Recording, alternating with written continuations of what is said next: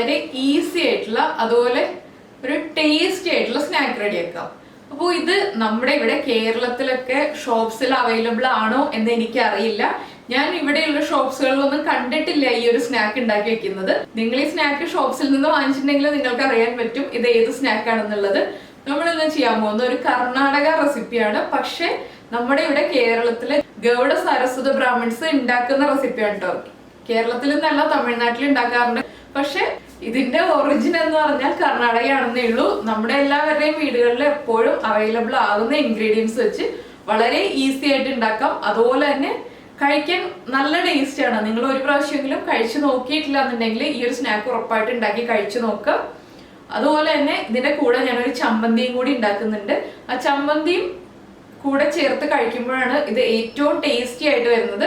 ചമ്മന്തി ഉണ്ടാക്കുമ്പോൾ നല്ല എരിവുള്ള ചമ്മന്തി തന്നെ ഉണ്ടാക്കുക. എരിവ് വരുമ്പോഴാണ് കൂടുതൽ ടേസ്റ്റ്. അതുകൊണ്ടാണ് എനിക്ക് വളരെ ഇഷ്ടപ്പെട്ട ഒരു സ്നാക്ക് റെസിപ്പിയാണിത്. നമ്മൾ കഴിക്കുമ്പോൾ നമുക്ക് ഇങ്ങനെ കഴിച്ചുകൊണ്ടേ ഇരിക്കാൻ തോന്നും. അതെന്താണെന്ന് വെച്ചാൽ ചൂടോടെ കഴിക്കണം കേട്ടോ. ചൂടോടെ കഴിക്കുമ്പോൾ അതിന്റെ ആ പുറമേയുള്ള ക്രിസ്പിനെസ്സും ഇൻസൈഡിലുള്ള സോഫ്റ്റ്നെസ്സും എല്ലാം നമുക്ക് ഈ ചമ്മന്തിയുടെ കൂടെ ചേർത്ത് എൻജോയ് ചെയ്യാൻ പറ്റുള്ളൂ. അപ്പൊ ഞാൻ ഇത്രയും പറയുന്നത് എന്താണെന്ന് വെച്ചാൽ എനിക്ക് അത്രയ്ക്ക് ഇഷ്ടമാണ്. അപ്പോൾ നിങ്ങൾ ഒരു പ്രാവശ്യം ഉണ്ടാക്കി കഴിക്കുകയാണെങ്കിൽ നിങ്ങൾക്കും ഉറപ്പായിട്ടും ഇഷ്ടപ്പെടും. അപ്പോൾ നമുക്ക് നമ്മുടെ ഈസി സ്നാക്ക് എങ്ങനെയാണ് ഉണ്ടാക്കുന്നത് നോക്കാം. അതുപോലെ തന്നെ ഈ ഒരു ചമ്മന്തി ഇതിന്റെ കോമ്പിനേഷൻ ആണ്, അതും കൂടി ചേർത്ത് കഴിക്കാൻ മറന്നു പോകരുത്.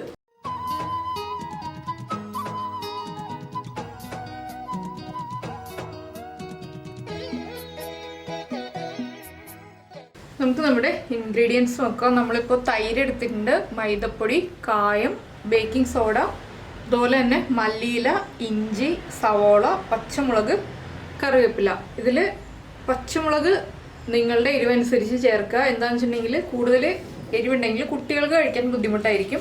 അപ്പോൾ കുട്ടികൾക്ക് കൊടുക്കാനാണെങ്കിൽ എരിവ് കുറച്ച് ചേർക്കുക. ഇതെല്ലാം ചേർത്ത് മിക്സ് ചെയ്യാനായിട്ട് നമുക്കൊരു പാത്രം എടുക്കാം. അപ്പോൾ ഞാൻ ഇതിലേക്ക് ആദ്യം ചേർക്കുന്നത് ഒരു സവോളയാണ്. ഒരു കപ്പ് മൈദപ്പൊടിക്ക് നമ്മൾ ഒരു സവോള എടുത്തിട്ടുണ്ട്. ഒരു സവോള നീളത്തിൽ കട്ട് ചെയ്തതിന് ശേഷം അത് കുറുകെ കട്ട് ചെയ്തെടുത്തതാണ്. അതുപോലെ തന്നെ ഞാനിപ്പോൾ 3 പച്ചമുളക് എടുത്തിട്ടുണ്ട്. അത്യാവശ്യം വലിപ്പമുള്ള പച്ചമുളകാണ് എടുത്തത്. പിന്നെ നമ്മൾ ഈ കറിവേപ്പില ഒന്ന് കൈ കൊണ്ട് തന്നെ മുറിച്ച് ചേർക്കുക.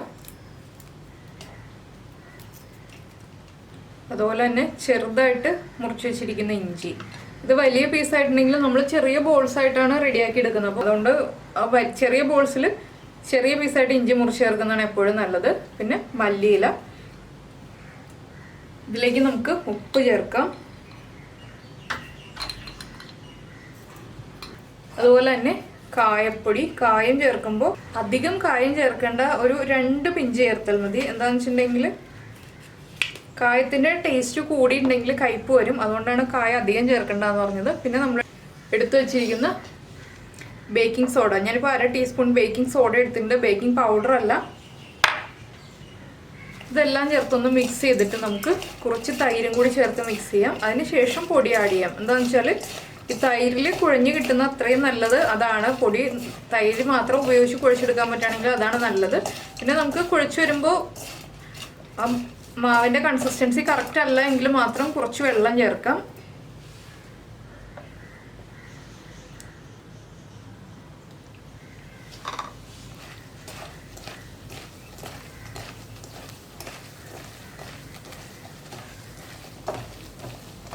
ഇനി ഇതിലേക്ക് നമുക്ക് മൈദപ്പൊടി ചേർക്കാം.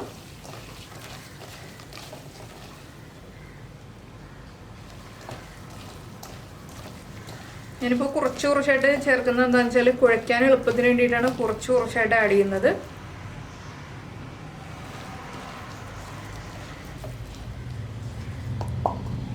ഇപ്പോൾ നമ്മൾ മൈദപ്പൊടി മുഴുവനും ചേർത്ത് കഴിഞ്ഞു.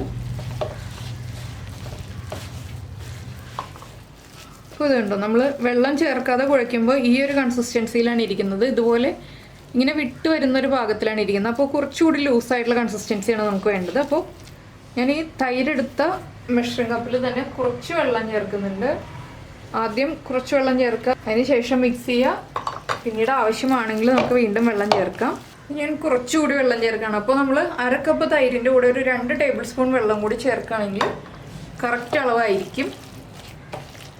എന്താണെന്ന് വെച്ചാൽ നമ്മൾ ഭയങ്കര ടൈറ്റ് ആയിട്ടുള്ള മാവല്ല കുഴച്ചെടുക്കുന്നത്, കുറച്ച് ലൂസായിട്ടുള്ള രീതിയിലുള്ളതാണ്. ഇനി ഉപ്പൊന്ന് ചെക്ക് ചെയ്യുക. ഉപ്പ് കറക്റ്റാണ്, ഞാൻ ഉപ്പ് ചെക്ക് ചെയ്തപ്പോൾ ഇത് കണ്ടോ, ഇങ്ങനെ നമ്മൾ ഇതുപോലെ വലിച്ചെടുക്കുമ്പോൾ ഇങ്ങനെ മുറിഞ്ഞു വീഴുന്ന ഭാഗം എങ്ങനെയാ പറയുക, കണ്ടോ, ഈ ഒരു പാകത്തിലായിരിക്കണം. ഇനി ഇത് നമുക്ക് 1.5 മണിക്കൂർ മുതൽ 2 മണിക്കൂർ വരെ അടച്ചു വയ്ക്കാം. അതിപ്പോൾ നിങ്ങൾ വയ്ക്കുന്ന ക്ലൈമറ്റ് അനുസരിച്ച് വ്യത്യാസം വരും. നല്ല ചൂടുള്ള സമയത്താണെങ്കിൽ 1.5 മണിക്കൂർ വെച്ചാലും മതി. ചൂട് കുറവുള്ള സമയത്താണെങ്കിൽ 2 മണിക്കൂർ വരെ വയ്ക്കുക. അതിനുശേഷം ഈ മാവ് പൊങ്ങി വരുന്നുണ്ടോ എന്ന് നോക്കുക. പൊങ്ങി വരുന്നില്ലെങ്കിൽ കുറച്ച് സമയം കൂടി വയ്ക്കുക. അപ്പോൾ ഞാനിത് അടച്ചു വയ്ക്കാൻ പോവാണ്. ഇനിയിപ്പോൾ നമ്മൾ ഇതിലേക്ക് ഒന്നും ചേർക്കാനില്ല. നമുക്ക് നമ്മുടെ പൊട്ടുകടല ചമ്മന്തിക്ക് ആവശ്യമായിട്ടുള്ള ഇൻഗ്രീഡിയൻസ് നോക്കാം. നമ്മളിപ്പോൾ തേങ്ങ ചിരവിയതെടുത്തിട്ടുണ്ട്, കടുക്, പൊട്ടുകടല, കറിവേപ്പില, വറ്റൽമുളക്, ഉള്ളി, ഇഞ്ചി, പച്ചമുളക്. പിന്നെ ഇതിലേക്ക് ഉപ്പ് വേണം. പിന്നെ നിങ്ങൾക്ക് പുളി ആവശ്യമാണെങ്കിൽ കുറച്ച് ലെമൺ ജ്യൂസ് ആഡ് ചെയ്യാം. ഞാൻ ഇതിൽ പുളി ചേർക്കാറില്ല, അതുകൊണ്ട് ഞാൻ ലെമൺ ജ്യൂസ് ആഡ് ചെയ്യുന്നില്ല. പിന്നെ അരഞ്ഞു വരുമ്പോൾ നിങ്ങൾക്ക് തിക്കായിട്ടുള്ള ചമ്മന്തിയാണ് വേണ്ടതെന്നുണ്ടെങ്കിൽ കുറച്ച് വെള്ളം ചേർത്തരയ്ക്കുക. ലൂസായിട്ടുള്ള ചട്നി ആയിട്ടാണ് വേണ്ടതെന്നുണ്ടെങ്കിൽ കൂടുതൽ വെള്ളം ചേർത്തരയ്ക്കുക. അത് നമ്മുടെ ചോയ്സ് അനുസരിച്ച് വ്യത്യാസം വരുത്താം. അപ്പോൾ ഞാൻ മിക്സിയുടെ ചെറിയ ജാറിലാണ് ഈ ചമ്മന്തി അരയ്ക്കാൻ പോകുന്നത്. ഇതിലേക്ക് ആദ്യമേ തന്നെ നമ്മുടെ ഇഞ്ചി ഒന്ന് ചെറുതായിട്ട് മുറിച്ച് ചേർക്കുകയാണെങ്കിൽ വേഗം തന്നെ അരഞ്ഞു കിട്ടും. ഇഞ്ചിയുടെ കൂടെ പച്ചമുളക്, അതുപോലെ തന്നെ ഉള്ളി. എരിവനുസരിച്ച് പച്ചമുളക് ചേർക്കുക. ഈ ഒരു കോമ്പിനേഷൻ എന്ന് പറഞ്ഞാൽ കുറച്ച് എരിവുള്ളതാണ് നല്ലത്. അപ്പോൾ കൂടുതൽ എരിവ് ഇഷ്ടമുള്ള ആളുകളാണെങ്കിൽ പച്ചമുളകിൻ്റെ എണ്ണം കൂട്ടുക, ഇല്ലാന്നുണ്ടെങ്കിൽ പച്ചമുളകിൻ്റെ എണ്ണം കുറയ്ക്കുക. ഞാനിപ്പോൾ ഇതിലേക്ക് ഒരു 5 ഉള്ളി ചേർക്കുന്നുണ്ട്. എനിക്ക് ഉള്ളിയുടെ ടേസ്റ്റ് കൂടുതൽ ഇഷ്ടമായതുകൊണ്ടാണ് ഞാൻ 5 ഉള്ളി ചേർക്കുന്നത്. പിന്നെ കുറച്ച് കറിവേപ്പില, അധികം കറിവേപ്പില വേണ്ട. പിന്നെ നമ്മൾ എടുത്തു വെച്ചിരിക്കുന്ന പൊട്ടുകടല, ഇത് 1 ടേബിൾ സ്പൂൺ പൊട്ടുകടലയാണ്. അതുപോലെ തന്നെ 1.25 കപ്പ് തേങ്ങ ചിരവിയത്.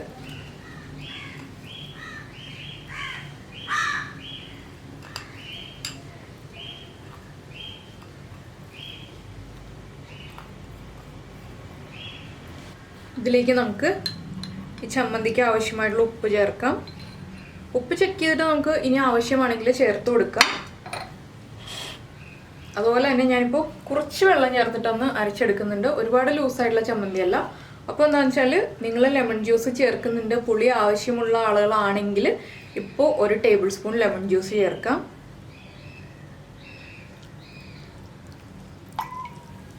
ഇനി നമുക്കിത് അരച്ചെടുക്കാം.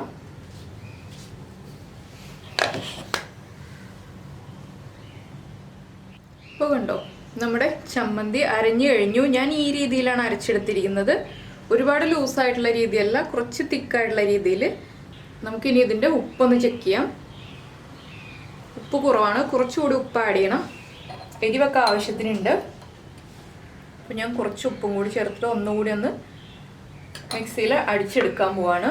അപ്പോൾ നിങ്ങൾക്കിത് ബൗളിലേക്ക് മാറ്റിയിട്ട് മിക്സ് ചെയ്യണമെങ്കിൽ അങ്ങനെ മിക്സ് ചെയ്യാം. ഈ പൊട്ടുകടല ചേർത്ത ചമ്മന്തിക്ക് ഒരു പ്രത്യേക ടേസ്റ്റ് ആണ് കേട്ടോ. അപ്പോൾ നിങ്ങളിത് ഉണ്ടാക്കി കഴിച്ചിട്ടില്ല എന്നുണ്ടെങ്കിൽ ഒന്ന് ഉണ്ടാക്കി നോക്കിക്കോളൂ, ഉറപ്പായിട്ടും ഇഷ്ടപ്പെടും. ഇനിയിപ്പോൾ ഞാൻ ഈ ചമ്മന്തി ഒരു ബൗളിലേക്ക് മാറ്റാൻ പോവാണ്.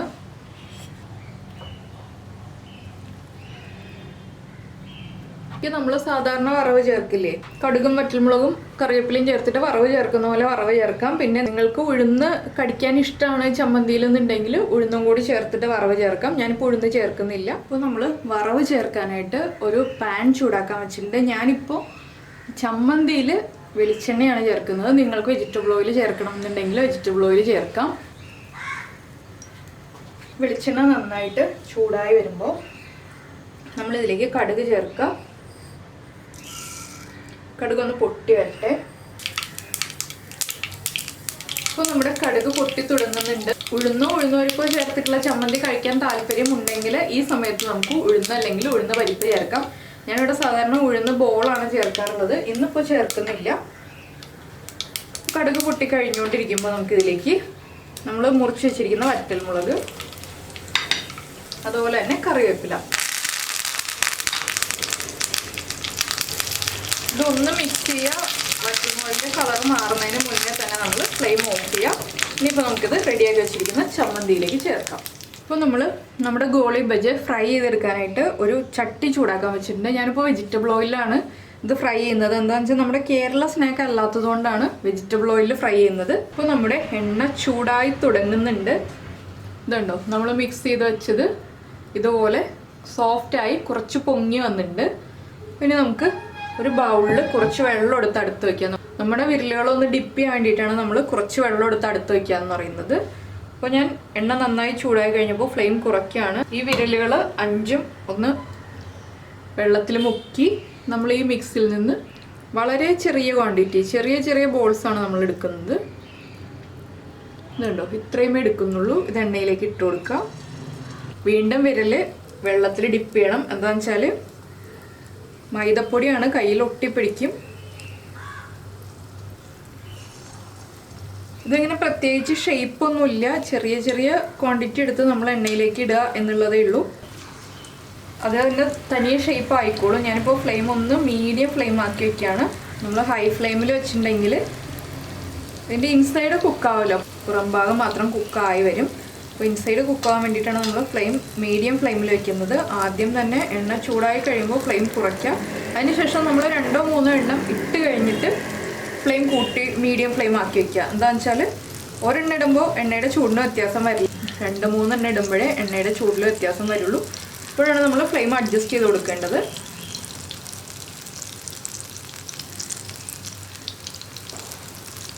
അപ്പോൾ ഞാൻ ഇത്ര ഇടുന്നുള്ളൂ. ഒരു 3-4 ബാച്ചായിട്ട് നമുക്ക് ഫ്രൈ ചെയ്തെടുക്കാൻ പറ്റുള്ളൂ. എന്താണെന്ന് വെച്ചാൽ ഞാൻ ചെറിയ ചട്ടിയല്ല വെച്ചിരിക്കുന്നത്, അതുകൊണ്ടാണ്.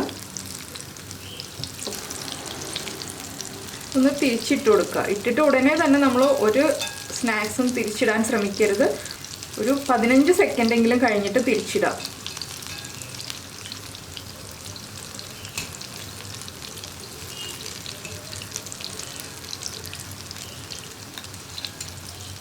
വളരെ ഈസി അല്ലേ ഇതിപ്പോൾ, അധികം സമയമൊന്നും എടുക്കില്ല. അതുപോലെ തന്നെ കുട്ടികൾക്കൊക്കെ ആണെങ്കിലും മുളക് കുറച്ചിട്ട് ചെയ്ത് കൊടുക്കുകയാണെങ്കിൽ ഒരു വെറൈറ്റി സ്നാക്കാണ്. നമ്മളെപ്പോഴും നമ്മുടെ കേരള സ്നാക്സ് അല്ലെങ്കിൽ തമിഴ്നാടൻ സ്നാക്സാണ് കൂടുതൽ ചെയ്യുന്നത്. കന്നഡ സ്നാക്സ് അധികം ചെയ്യാറില്ല. പക്ഷേ ഇത് കഴിക്കാൻ നല്ല ടേസ്റ്റാണ് കേട്ടോ. ചട്നി ചമ്മന്തിയും കൂട്ടി കഴിക്കുകയാണെങ്കിൽ സൂപ്പർ ടേസ്റ്റാണിത്. അപ്പോൾ നിങ്ങൾ ഒരു പ്രാവശ്യമെങ്കിലും ഇതൊന്ന് ട്രൈ ചെയ്ത് നോക്കിയിട്ടുണ്ടെങ്കിൽ നിങ്ങൾക്ക് അറിയാൻ പറ്റും ഇതിൻ്റെ ടേസ്റ്റ് എന്താണെന്നുള്ളത്.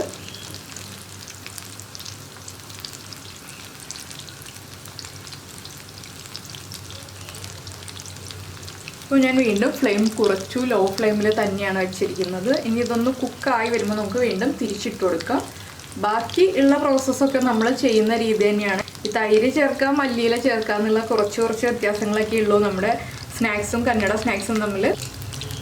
ബാക്കിയുള്ളതെല്ലാം ഇൻഗ്രീഡിയൻസ് ഒക്കെ സെയിം തന്നെയാണ്. പിന്നെ ചെറിയ വ്യത്യാസങ്ങൾ, അവർ ഇതുപോലെ ചമ്മന്തി ഉണ്ടാക്കുമ്പോൾ പൊട്ടുകടല ചേർത്തിട്ട് ചമ്മന്തി ഉണ്ടാക്കും. അതുപോലെ തന്നെ നല്ല സ്പൈസിയാണ് കർണാടക ഫുഡ് എന്ന് പറയുമ്പോൾ. കൂടുതൽ ഫുഡും സ്പൈസിയാണ്, കൂടുതൽ റെസിപ്പീസും. അതുപോലെ തന്നെ സ്വീറ്റ്സും കഴിക്കും കേട്ടോ. സ്വീറ്റ്സ് ആണെങ്കിലും സ്പൈസി ആണെങ്കിലും എല്ലാം അവർ നന്നായിട്ട് എൻജോയ് ചെയ്യുന്ന ആളുകളാണ്. ഇപ്പോൾ നമ്മൾ പോവുകയാണെങ്കിൽ, നമ്മളിപ്പോൾ ബാംഗ്ലൂർ പോയാലും മാംഗ്ലൂർ പോയാലും എവിടെയാണ് പോകണമെന്ന് വെച്ചാലും കർണാടക ഫുഡ് ട്രൈ ചെയ്യുകയാണെങ്കിൽ ഇതുപോലെയുള്ള റെസിപ്പികളും, പിന്നെ നിങ്ങൾ ഇഡലിയൊക്കെ ഉണ്ടാക്കിയില്ലേ, ഇഡലിയൊക്കെ ഒന്ന് കഴിച്ചു നോക്കാം കേട്ടോ. അവിടുത്തെ ഇഡലി, ദോശ.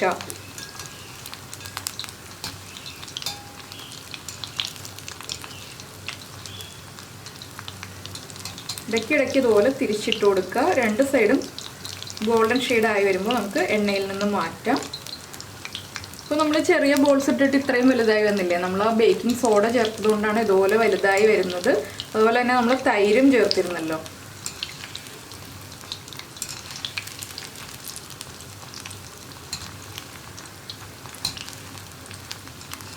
അപ്പോൾ ഞാനിപ്പോൾ 2 മണിക്കൂർ കഴിഞ്ഞിട്ടാണ് ഇതിപ്പോൾ ഫ്രൈ ചെയ്തെടുക്കുന്നത്. മിക്സ് ചെയ്ത് വെച്ചതിന് ശേഷം 2 മണിക്കൂറായി.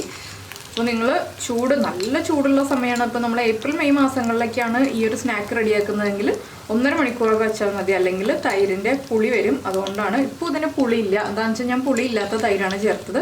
അത് നമ്മൾ എടുക്കുമ്പോൾ പ്രത്യേകം ശ്രദ്ധിക്കുക, പുളി ഇല്ലാത്ത തൈര് ചേർക്കുക. പുളി ഉണ്ടെങ്കിൽ അത്രയ്ക്ക് അങ്ങ് ടേസ്റ്റ് ഉണ്ടാവില്ല, ആ പുളി മുന്നിൽ നിൽക്കും. അപ്പോൾ കണ്ടോ, നമ്മുടെ ഫസ്റ്റ് ബാച്ച് റെഡി ആയിക്കഴിഞ്ഞു. ഇത് എണ്ണയിൽ നിന്ന് മാറ്റാം. അടുത്ത ബാച്ചും ഇതുപോലെ തന്നെ ചെയ്യാം. പൊട്ടുകടല ചേർത്ത ചമ്മന്തിയും ഗോളി ബജിയും റെഡി ആയിട്ടുണ്ട്. അപ്പോൾ എല്ലാവരും ഈ ഒരു സ്നാക്ക് ട്രൈ ചെയ്ത് നോക്കിയിട്ടില്ല എന്നുണ്ടെങ്കിൽ ഒന്ന് ഉണ്ടാക്കി കഴിച്ചു നോക്കൂ, ഉറപ്പായിട്ടും നിങ്ങൾക്ക് ഇഷ്ടപ്പെടും. അതുപോലെ തന്നെ കുട്ടികൾക്കാണെങ്കിലും നന്നായിട്ട് ഇഷ്ടപ്പെടുന്ന ഒരു സ്നാക്കാണ്. അധികം സമയം വേണ്ട ഉണ്ടാക്കാൻ. ഇത് രണ്ടും ചേർത്ത് കഴിക്കുമ്പോഴാണ് ഇതിൻ്റെ പെർഫെക്റ്റ് കോമ്പിനേഷൻ വരുന്നത്. അപ്പോൾ ഇതിൻ്റെ ഇൻസൈഡ് എങ്ങനെയാണ് ഇരിക്കുന്നതെന്ന് ഞാനൊന്ന് കാണിച്ചു തരാം.